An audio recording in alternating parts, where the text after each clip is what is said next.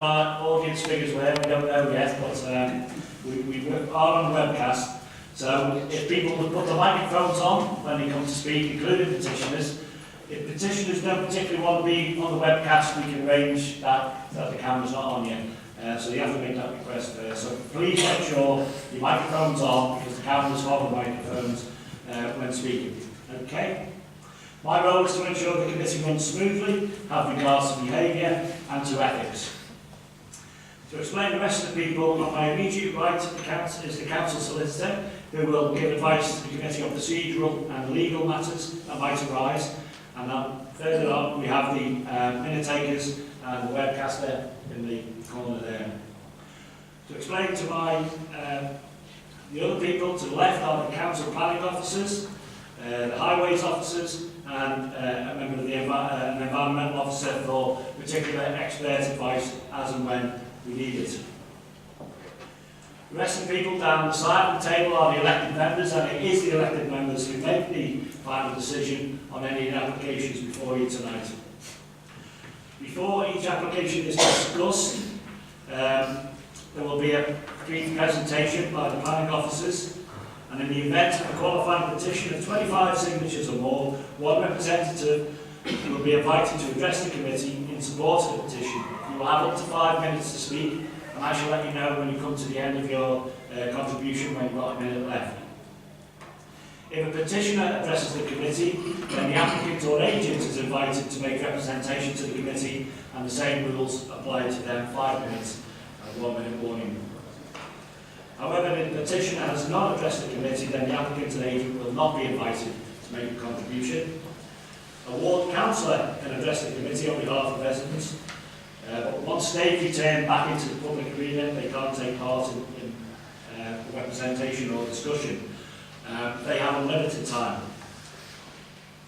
The application will then be opened up to debate, and the numbers of people attending will obviously affect the order of running. So the more people here, the earlier we'll try and get it home.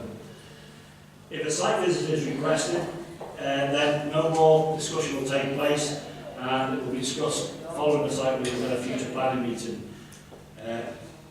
Members of the public, if once their application is gone to a site visit, you're welcome to stay, but usually most people go home. I think that's covered all the issues, so hopefully people will understand what's going on. So a couple of minor things we have to do first before we go to the changing of the order. So first one is the minutes. Are members happy that I signed the minutes from the last planning committee? Yes. Illustrations.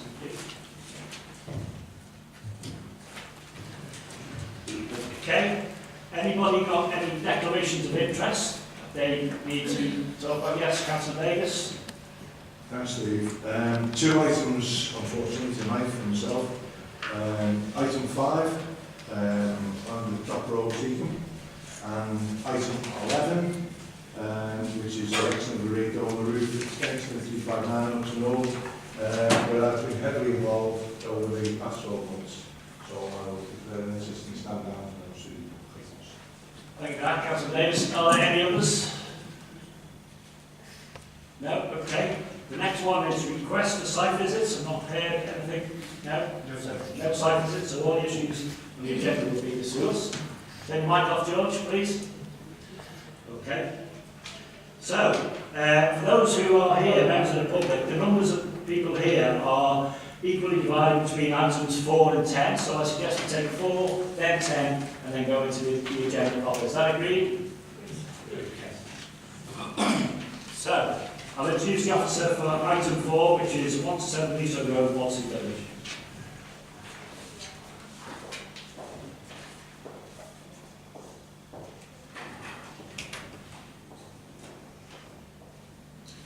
Thank you through you, Chair. This application was the subject of a member's site visit following its deferral from committee on the 15th of November.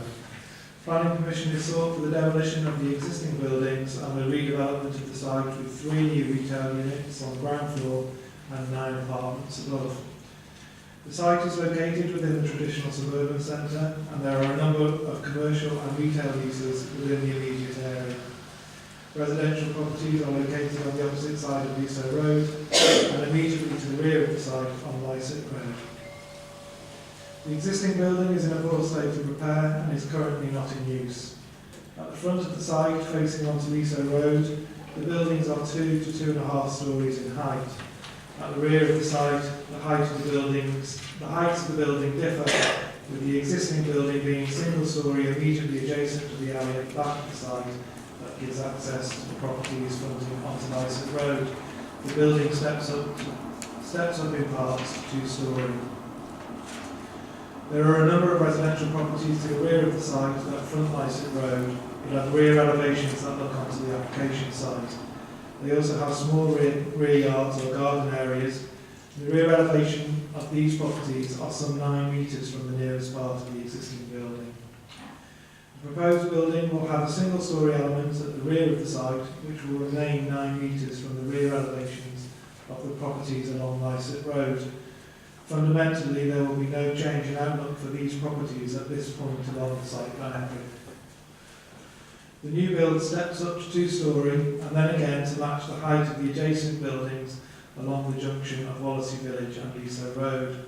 The building will increase by some 3 metres in height at the front of the site when compared to the building presently on site. This part of the site will be 5 metres from the rear site boundary and some 14 metres from the rear elevation of properties along Lycett Road.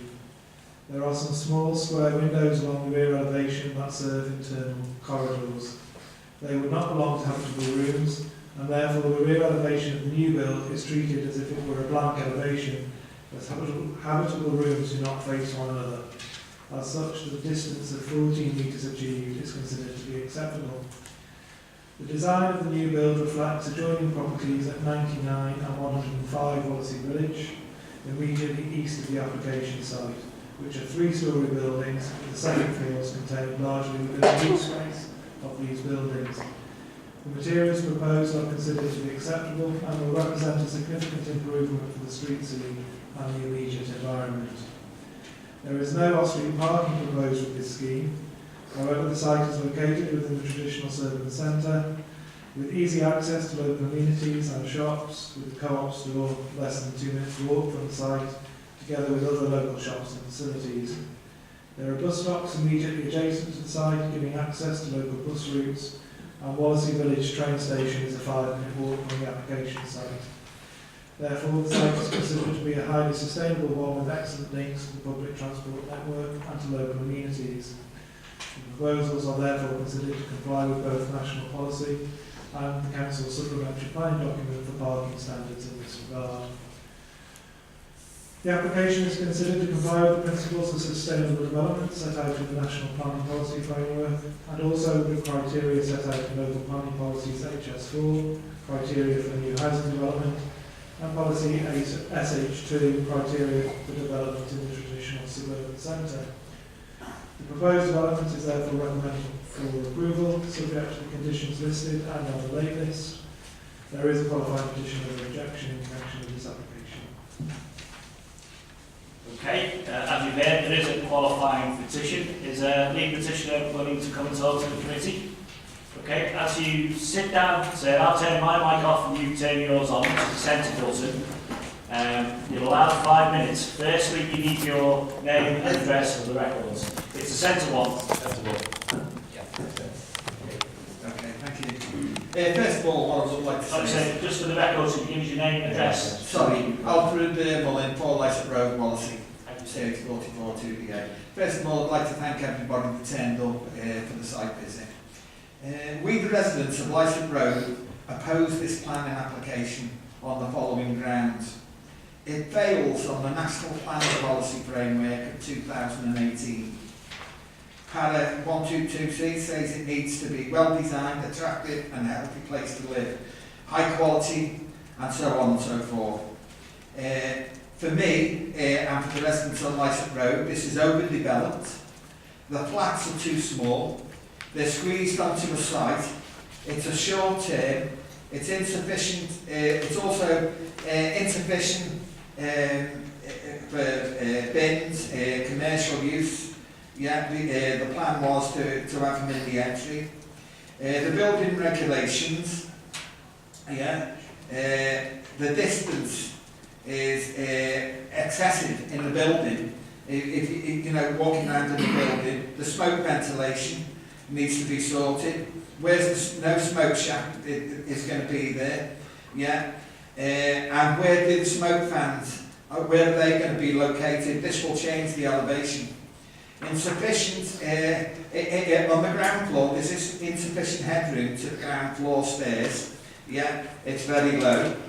And on the top flats, it's down to head height, and in actual fact, if you go into the flats, the ceilings are just above the doorway, The fire boundary condition with 1B flat on the top floor is overlooking a petrol station and a protected area and limited windows. The windows are 1 metre square. It's 1 metre square, far too small to get light into that building. The other thing is, which is a major one, is the material, steel and zinc. It must not come into contact with one another. They won't even get delivery. I can't see how it can be done. I've got a picture of that here. The layout for Wirral, for the Wirral plans and flats, I don't think they have one. But what we've turned around and done, we've actually gone onto the website.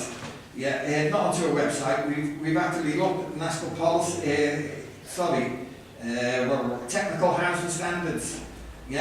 And a 1 bedroom times 2 persons it's roughly 50 square metres.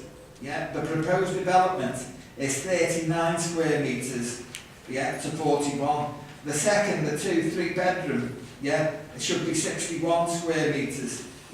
This is down to 52 to 55. I won't even go on about that.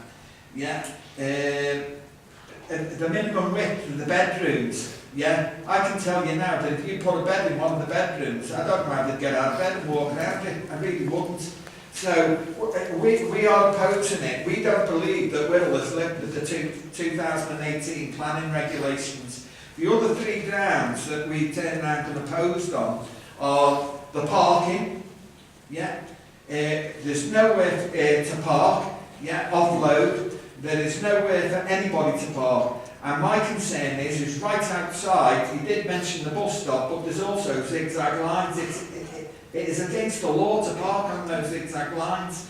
So where are they going to park? It could be Lycett Road. Lycett Road can't take any more traffic. And let me just add to that. We had a bad fire in Lycett Road about 2 weeks ago. 2 fire engines turned up. 1 fire engine could get into the road. The other one couldn't even get out. And to finish that off, what I would like to say is, if you decide to go ahead with this development, that is fine. We've taken legal advice, and I can tell you now that we will oppose it. We will stop the building, on the basis that I'm going to lose all the sky. I won't be able to see any, and I won't be able to have any light into. And it's not just me. That's at least 3 or 4 of us. I would ask this committee to oppose it. It's ludicrous. It needs to go away. It needs to be rethought of again. We on Wirral should take pride in providing property which is sustainable and where people can live a happy and peaceful life. And quite clearly, this does not do it in any way at all. Okay, thank you for your contribution. And now, let's invite the applicant as a petitioner spoke. Is the applicant here? Would the applicant like to speak? Come forward, sir. Same rules apply. Name, business or address, and you have 5 minutes.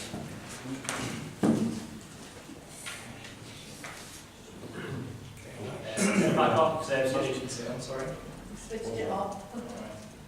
Okay. That's it. I'm Nick Sarich, I'm acting agent from NS Architects and Liverpool, acting on behalf of the client in the proposed development. I guess I'd just like to address the gentleman's earlier concerns with regard to the design principle. It follows the space planning guidelines. All the interface distances from the properties to the rear Lycett Road to the proposed building match that of the existing building. Great effort has been put forward in ensuring that that doesn't actually exceed or make the situation any worse from those initial interface distances, which was obviously a major concern. We did reduce the units from 10 initially, and it went down to 9. We were actually, to make this fit within the confines of the site, it is actually now 7 2-bed apartments and 2 1-bed apartments, which total 9. The parking, as it was alluded to before, it is envisaged that it's low car ownership with properties that are small and of this nature, and it is served by excellent public transport links. We do not envisage the situation to be any worse in terms of parking. Obviously, the current site as it stands was previously 2 A1 classified units, and they were quite large units which would draw in a lot of footfall and drive 2 visitors, where the smaller units proposed into 3 smaller units would probably serve the community great by addressing it by through footfall rather than driving 2, so probably make the situation better. In terms of materials, the zinc and the Cllr work together as the Cllr is actually coated, so once it's pre-rusted and then it's coated, and it doesn't actually ever mix the 2 elements and properties together, so there'll be no detriment to the decay of the building. Those 2 materials are working together. And the refuse collection is within the curtilage of the site. It's not actually proposed to have bins lying idle in the alleyway, which it currently does at the moment, so some of the residential units in there. So there will be a managed bin collection, which will be pulled out from the curtilage of the site on collection day. And the commercial units have the bin storage within the demands of the premises, so they won't be again left idle onto the alleyway at the back.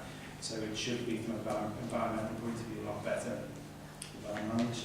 We think the scheme is of excellent architectural quality, and compared to what is there at the moment, which is a bit of an eyesore on the landscape into the local area, we've taken great care and consideration trying to ensure that the new build blends in with the existing Victorian building in a way that does so while providing the accommodation that was required in our brief. And that is all I'd like to say, if that's okay. Okay, thank you for that. I'm going to bring the officer in because there were some quite technical details given by the petitioner about room, ceiling heights and so on and so forth. I don't know how that would be assessed, but are we able to, just by looking at the elevations, sort of give some reassurance about flat sizes? Thank you, through you, Chair. A lot of the details that the petitioner has spoken about in his presentation would be picked up by building regs anyway. You referred to building regulations, and building regulations is a separate process to the planning considerations. So all the committee are looking at in this sense is whether or not the development is acceptable in land use planning terms and whether it meets planning policy. So the building regulations element of it should be set to one side, and that will be looked at through a building regulation application. In terms of the floor area for the flats, I think the petitioner made reference to standards that he looked up online. And generally speaking, these would refer to the nationally described space standards, which the council hasn't adopted as yet. But our colleagues in housing are happy with the layout as proposed and feel that they are sufficient for the type of accommodation that is being proposed for these units. So you got slightly out of procedure. I didn't invite a ward councillor, but I know we have a ward councillor. There's another ward councillor here. You're not speaking. Okay. Those sort of reflections. The only other comment before we start, the gentleman spoke about smoke fans and chimney stacks. As I understand it, because we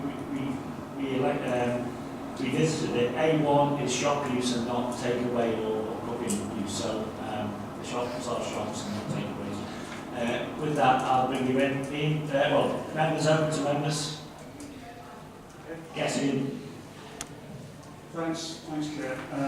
Can I say first I found the site visit very useful, although I'm also ward councillor for that area. and then the front of the shops, it was useful, I think, to go to the back of the property and to go into Mr. Mundens' back garden to see the site for ourselves and certainly the height of what is proposed. I do have a number of concerns and a questions perhaps of the development manager could answer those concerns, please, if we go on before we go on to that one. The minimum bedroom sizes was mentioned, and you said that the housing department haven't adopted those. Does that mean we are not legally obliged to follow those until the housing department does? Right. Do we have a date when they are going to be? Or any plan of those? Okay, right. Thank you. In terms of the actual use for the land, we have, as both the objector and the applicant, I think, have recognised, three very, we have a number of retail units that are an eyesore for the site, and clearly when we come into WALLASEY Village, the first thing that we see is these derelict units, as well as the land next door, which has been lying empty for a long time and has been an eyesore for people living there. The main concern that we've had as councillors, people contacting us about this application, was the lack of parking. I think it is naive to expect people to move into these properties and not have or aspire to have their own transport.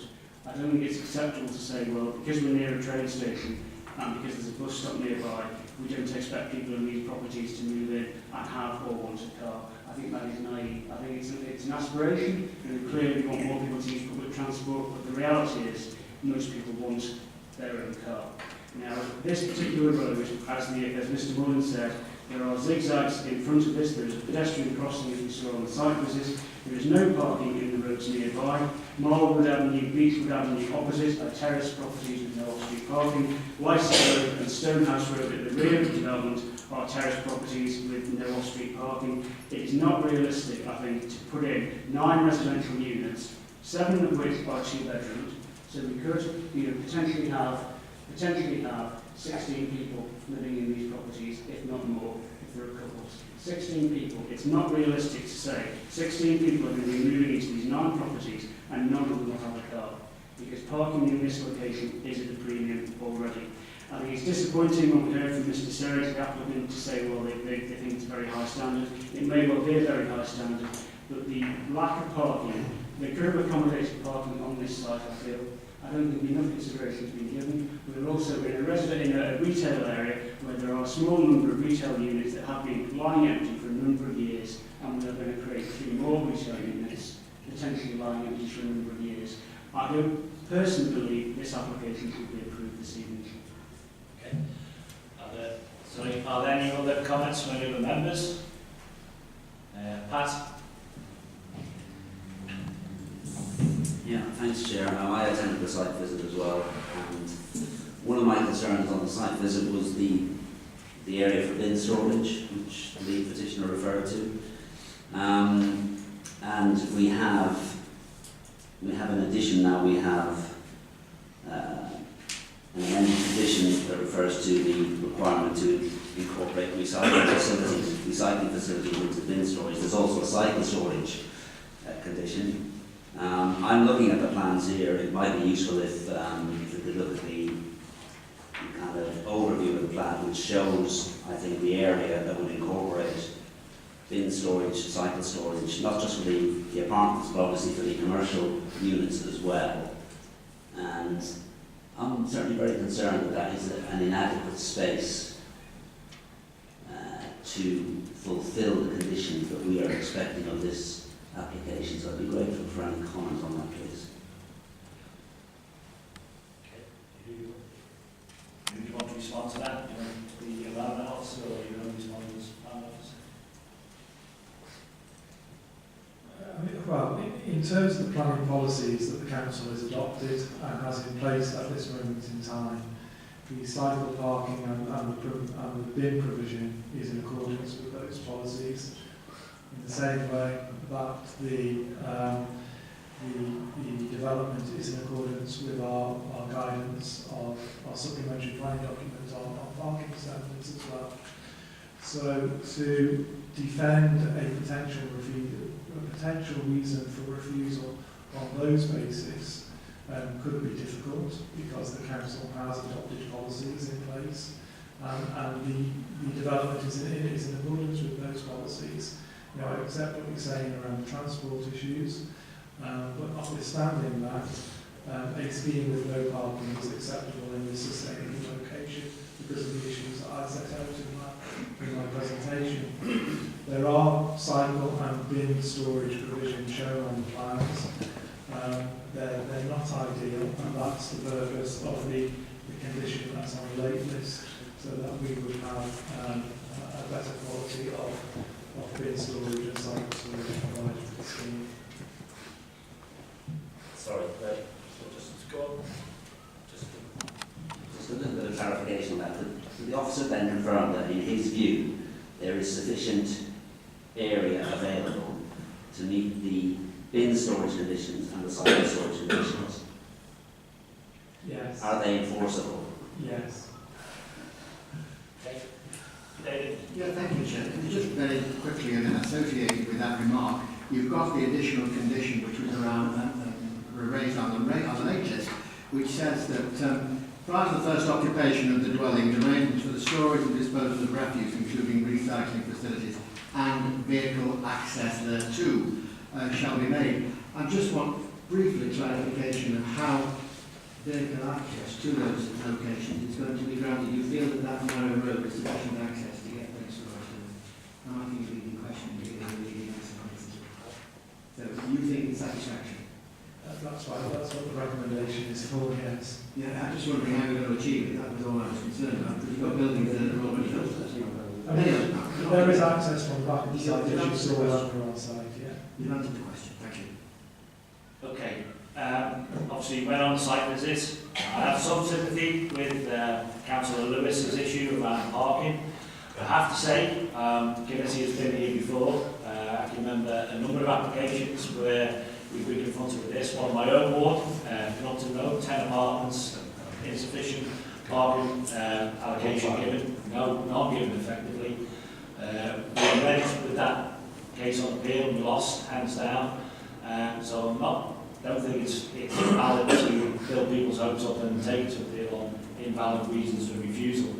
But I do have some sympathy because people do aspire to have a vehicle.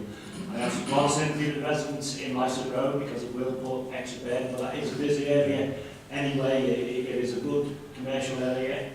My view is that what is there at the moment is an eyesore and it's a residential area and doesn't do anything to the rear of the property to encourage anything other than dumping and various nefarious activities. To me, I think it would be an application that tightens up the site, adds the potential for new retail development and perhaps adds to the vitality of WALLASEY Village.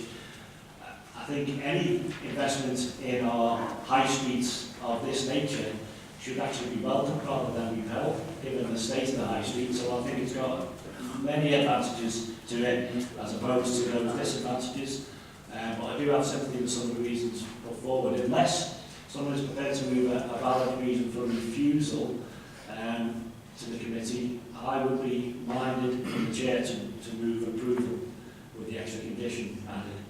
Unless there's no reason to refusal being put forward, I will then formally move approval of the application. Have I got a seconder? Councillor Davies has seconded me. Okay. So, in the absence of no reason for refusal, we've been asked to approve this application. All those in favour of approval, can they show?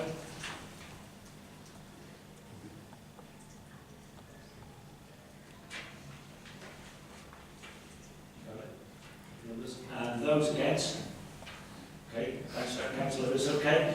For those residents that are here and people and applicants alike, that application has been approved, subject to an extra condition on the wait list. Thank you for your attendance and for your hospitality on the site visit. Not hospitality, but being there. Thanks to Meaden side.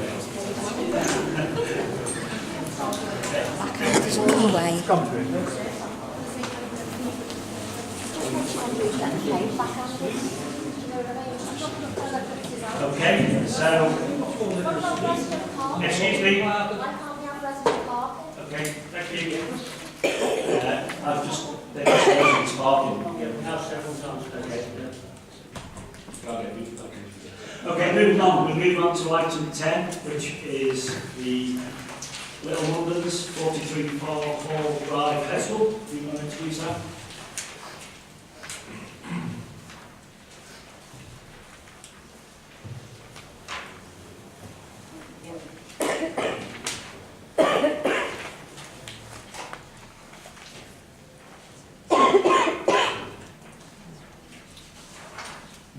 Okay, this application is in two parts. The planning permission is sought for the erection of a two-storey extension to the existing dwelling and the erection of a new dwelling with associated detached garage adjacent. The site sits within the primarily residential area, and as such, the principle of a new dwelling in this location is acceptable, subject to the criteria set out in policy HS4, new housing development. Considering the extension to the existing property first, so on the screen it is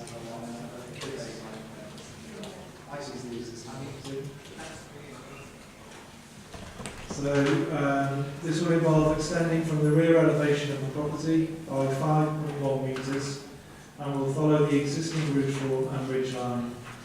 The extension is considered to be proportionate in scale and design to the host dwelling and its plot, and will not impact on the neighbouring property's amenities by way of any potential loss of outlook or impact on natural light. A good-sized rear garden is retained, and the proposed extension will not impact on off-road parking within the site. The extension proposed to the existing dwelling is considered to be in keeping with policy HS11 on house extensions and supplementary planning guidance note 11 also for house extensions. In addition to the extensions proposed in the existing dwelling, this application seeks permission for the subdivision of the plot at 43 FARR Hall Drive and the erection of a new two-storey, four-bedroom detached dwelling. A detached single garage is also proposed within the curtilage of the new dwelling. Each of the dwellings in FARR Hall Drive are individual in design and appearance and sit within their own landscape plots. The proposed new dwelling is relatively simple in design with a hipped roof. New vehicular access to the new property will be created, giving access via FARR Hall Drive, which is a private road. Plot sizes differ along FARR Hall Drive, and whilst depths of plots are relatively similar along this side of the road, plot widths do differ, ranging from 44 metres wide to 17 metres wide. At present, the plot width of 43 FARR Hall Drive is around 44 metres wide. The plot width for 43 would reduce to 22 metres with the same width of plot for the new dwelling. This is similar to the plot width of number 45 FARR Hall Drive, immediately adjacent to the application site to the east. It is not considered that this reduction in plot width will have any detrimental impact on the wider street, considering the different plot depths along FARR Hall Drive. Interface distances in terms of the relationship of the new dwelling and neighbouring properties are all achieved, ensuring the new dwelling would not impact on the amenities of adjoining properties. In terms of the relationship between the new dwelling and the existing host dwelling, there will be an impact on windows along the west-facing elevation of the existing dwelling. A side window on the ground floor will be within 4 metres of the gable end of the new dwelling. However, a second window at the front of the existing property ensures that outlook and natural light for this room would not be so affected as to impact negatively on the enjoyment of this room. On the first floor, there is a bedroom in the middle of the property with a dormer window that will look out towards the new dwelling. However, given the sloping roof of the new dwelling and the difference in land levels between the new dwelling and the existing dwelling, this window will look over the roof plane of the new dwelling and will still allow for good natural light and outlook for this bedroom.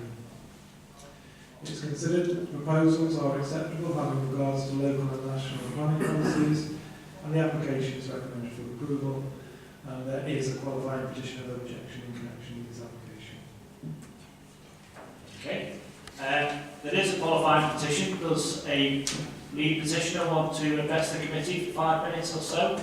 Not tonight. No? Okay, so that means the applicant will not be invited. Is there a ward councillor? Yes. Councillor Les Rowlands, yeah? Do you want to address us? You have a limited time, sir. Yes.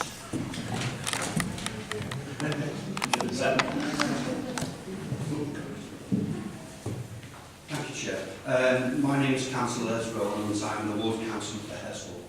I'm here representing this application tonight. Can I first thank the committee for the following, for allowing me the opportunity to represent my constituents' concerns over this planning application before you tonight. I took this out of delegated powers because I have a number of concerns with regards to the plan itself and the information or the lack of information supplied by the officer concerned.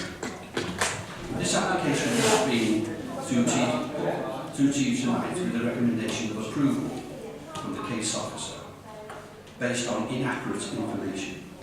The officer has stated that there is no planning history on this site, which is not correct. A lengthy planning history on this site is evident, and I would like to call that to you. Number 43 FARR Hall Drive has previously benefited from planning permission to erect a new property in the garden of 43. A planning application known, as you can see on your plan, as 45 FARR Hall Drive. So the plot has already been divided. It is now before you, number 43 having already been divided. Recent planning history notes that a smaller dwelling was applied for on site of 43, on the same site that the present application is tonight before you.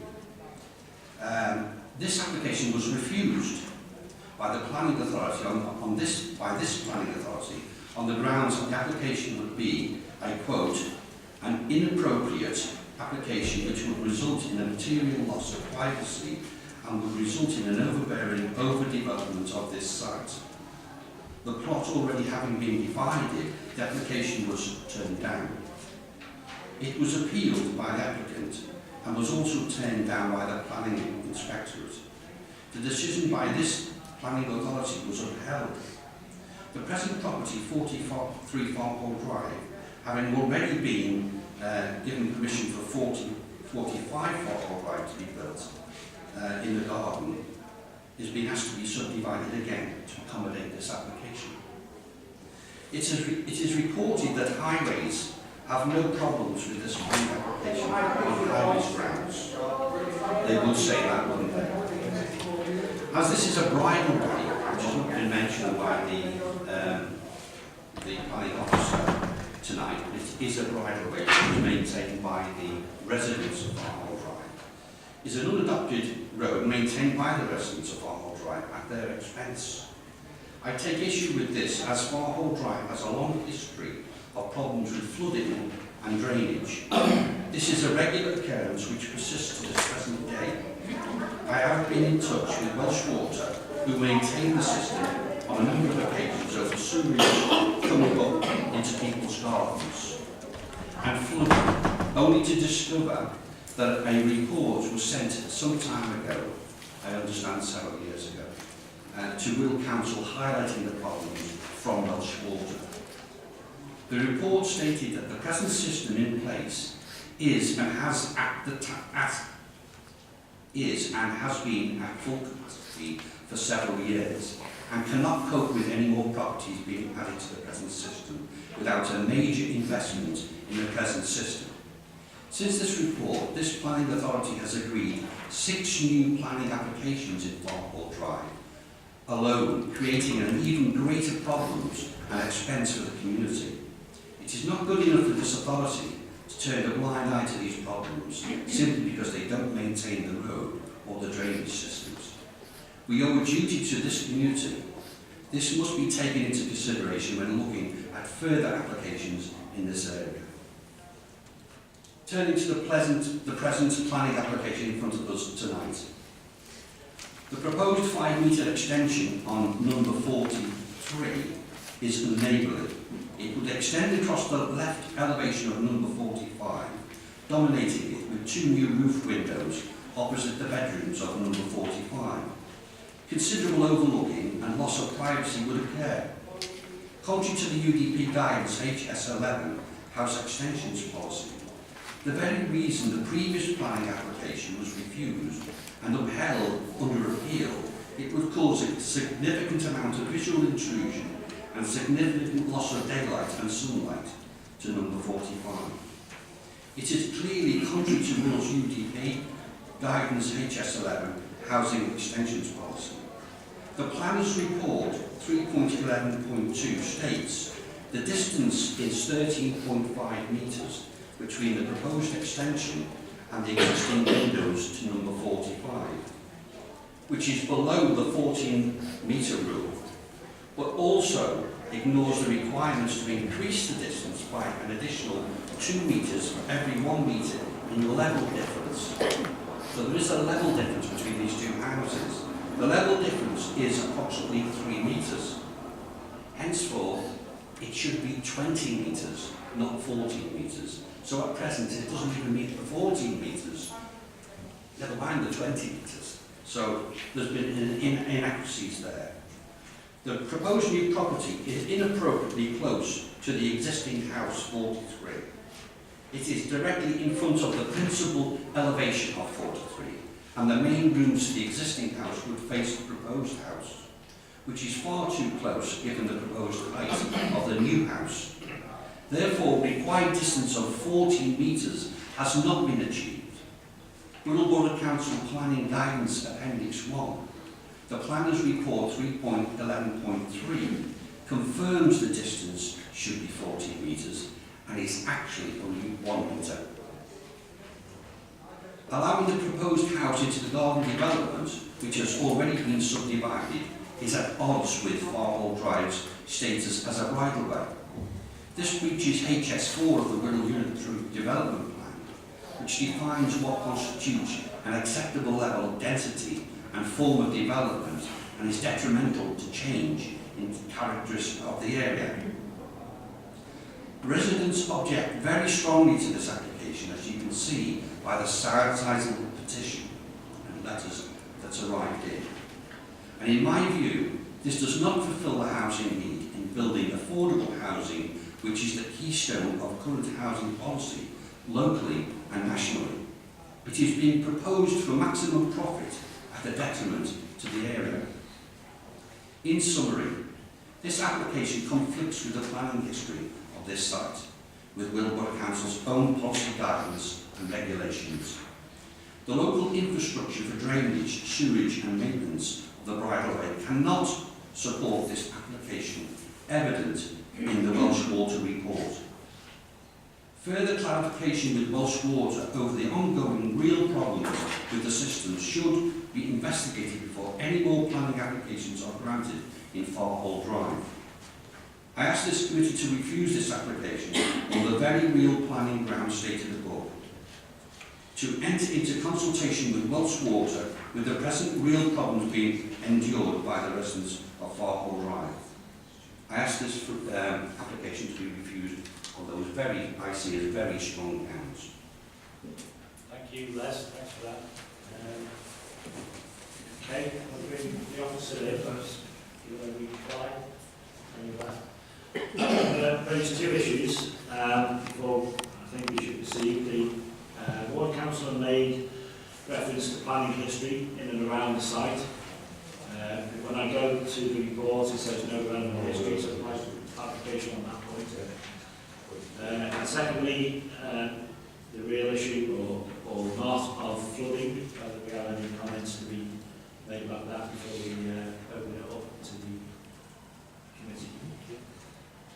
Thank you through you, Chair. It's no relevant planning history. That doesn't mean there isn't any planning history on the site. It's no relevant planning history. I know the council made reference to the subdivision of the plot that created number 43, but we're talking about this site to the west of the site, not what was there before. I've checked the planning history on the